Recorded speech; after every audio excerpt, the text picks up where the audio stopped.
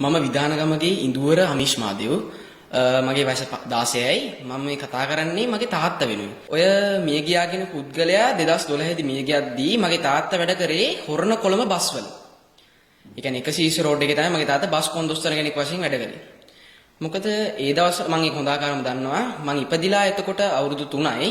නමුත් තාත්තගේ යහළුවන් තාත්තගේ සහෝදරයින් ඒව හැමෝම දන්නවන කට්ටිය දන්නවා. තාත්තා කියන්නේ අරුණ විධානගමගේ නොහොත් කජ්ජා. මගේ තාත්තට තමයි කජ්ජා කියලා කියන්නේ. එතකොට ওই සිද්ධිය සම්බන්ධයෙන් තාත්තගේ කියන්නේ මරණය සම්බන්ධයෙන් මගෙන් ප්‍රශ්න කරා CID එකට ගෙන්නලා කොළඹ CID එකෙන් ගෙන්නලා මගෙන් ප්‍රශ්න කරා. එදින මගෙන් ඇහුවා මේ ඉන්නේ ඔබේ තාත්තද කියලා ඔබට අඳුර ගන්න පුළුවන්ද කියලා වීඩියෝ පටයක් පෙන්නලා. මම කිව්වා සර් එතකොට මට ඒ කියන්නේ ඒ කාලේදී මට තාත්තව අඳුර ගන්න බෑ. නමුත් මගේ තාත්තගේ අංග ලක්ෂණ වලින් ওই මගේ තාත්තා නෙමෙයි. මගේ තාත්තා කවදාවත් බීර් ටින් එකක්වත් බොන්නේ නැහැ. සිගරට් එකක්වත් බීලත් නැහැ. බොන්නෙත් නැති පුද්ගලයෙක් මගේ තාත්තා.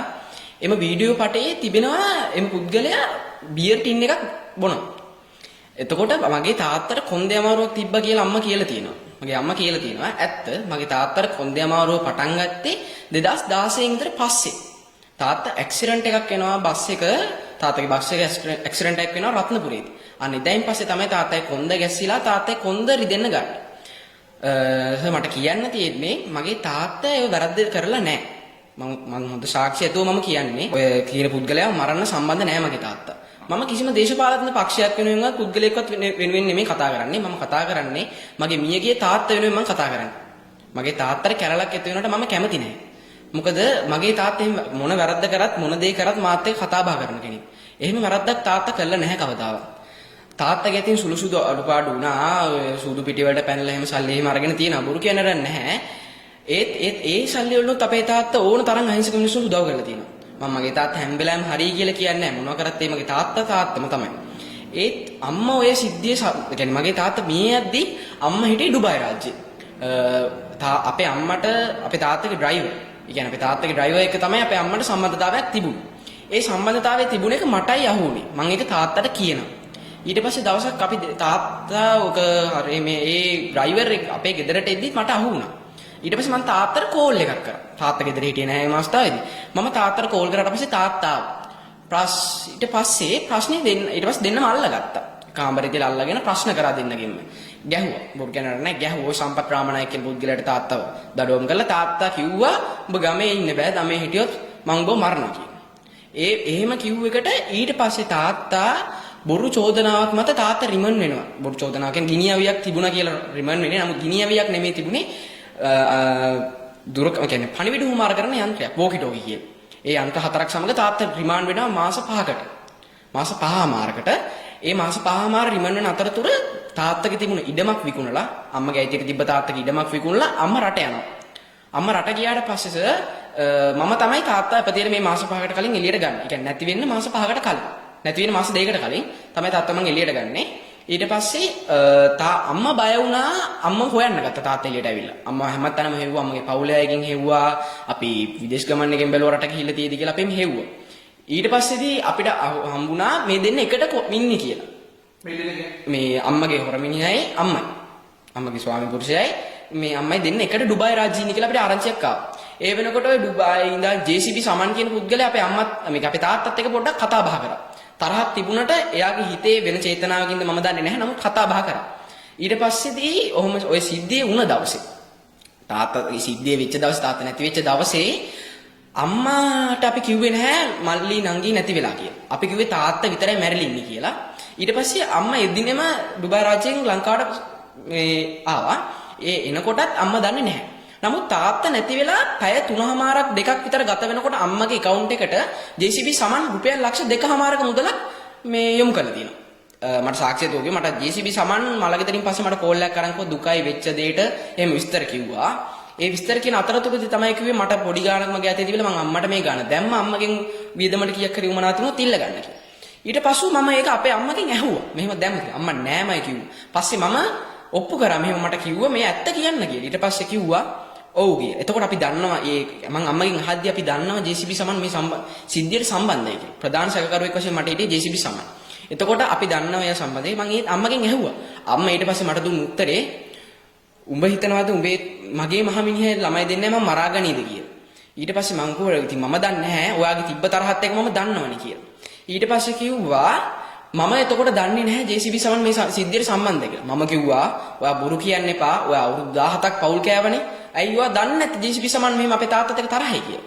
ඊට පස්සේ කතාව ඉවරුණා. පස්සේ අපේ තාත්තා දැන් නැති වෙලා මාස 7ක් වෙනවා අදට. අදටත් මාත් එක්ක අපේ අම්මා කතා බහක් කරන්නේ නැහැ කිසිම. මම ඉස්කෝලේ යන්නේ මම ඔක්කොම පන්ති යන්නේ ඔක්කොම මට වියදම් කරන්නේ තාත්තගේ සහෝදරයන් සහ අම්මගේ සහෝදර සහෝදරියන් අම්මගේ දෙමව්පියෝ තාත්තගේ මගේ යාළුවෝ මගේ සහෝදරයන් තමයි මට වියදම් කරන්නේ.